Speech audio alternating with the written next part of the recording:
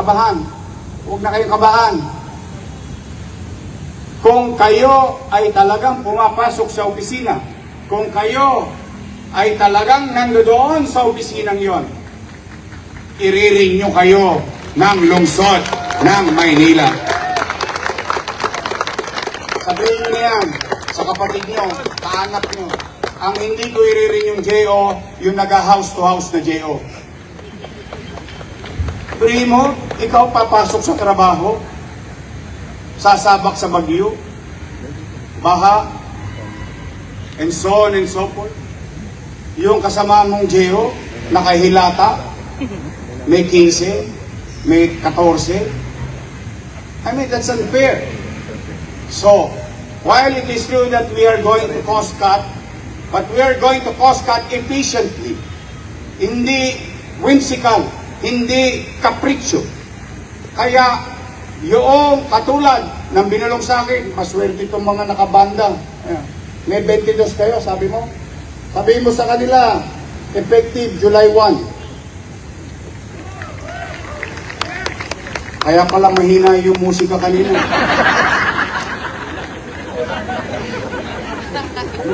Kulang-kulang na. Nakakaawa naman. Hindi, pumanatag kayo. Walang politika rito. Warm bodies, functioning, being utilized by the city and your offices. You tell them, your department head will know this later on. Pero gusto ko na kayo na, sa bibig ko na mismo ninyo marinig. Papasukin nyo sila, kasama sila ulit sa pamahalaang lungsod ng Maynila. So that you have this kind of peace of mind and certainty. So muli sa inyong lahat, handa na ba kayo? Yes! Handa na ba kayo? Yes! Ngayon, magbobotohan tayo.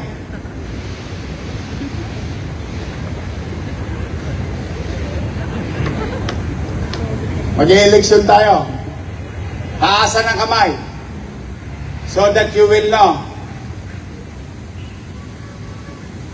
And we will know what the majority wants or what is more beneficial to the greatest number, or in this case, city employees of the City of Manila. May concern sa akin. Sabi, ano ba, 8 to 5 o 7 to 4? Teka lang. Hindi po ito sabayang bigkas. This time, tutuldukan natin to. I will hear you. I will listen to you. And I will follow your decision. Taas ang kamay. Tandaan ninyo ha, pag-isipan nyo maigi. This is it. Taas ang kamay na gustong 7 to 4. Sige lang.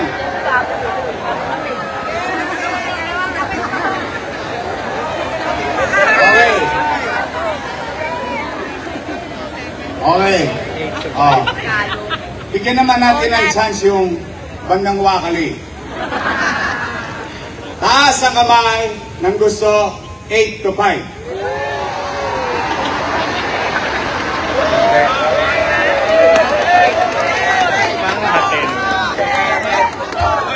Ang tawag dyan, ayan ang resulta nung nakaraang alalon. Mudslide. We are 7.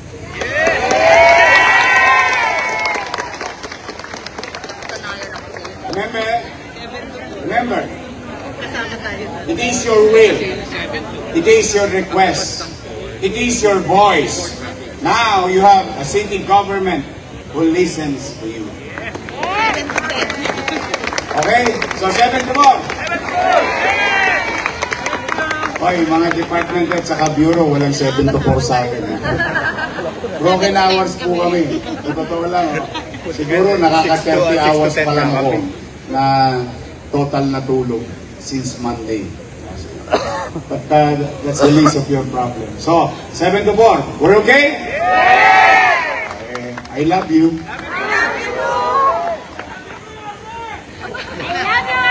Ulitin ko ha. Huwag kayong mahihiyang magpa-promote kasi wala kayong kakilala. Please. Huwag.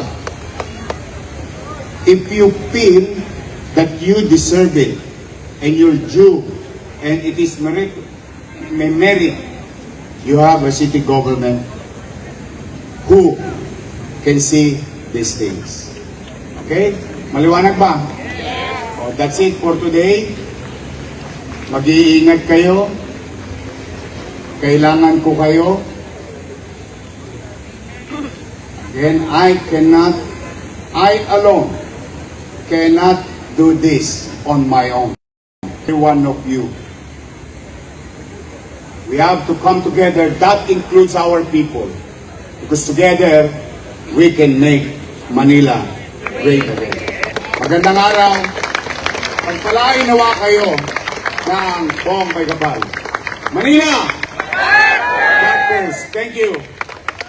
Maraming salamat po aming minamahal na Alkalde Francisco Isko Moreno Dumagoso. Muli, palakpakan naman po natin ang ating minamahal na Alkalde. Sa pagkakataon pong ito, meron po tayong mga donation coming from the Federation of Filipino-Chinese Association of the Philippines,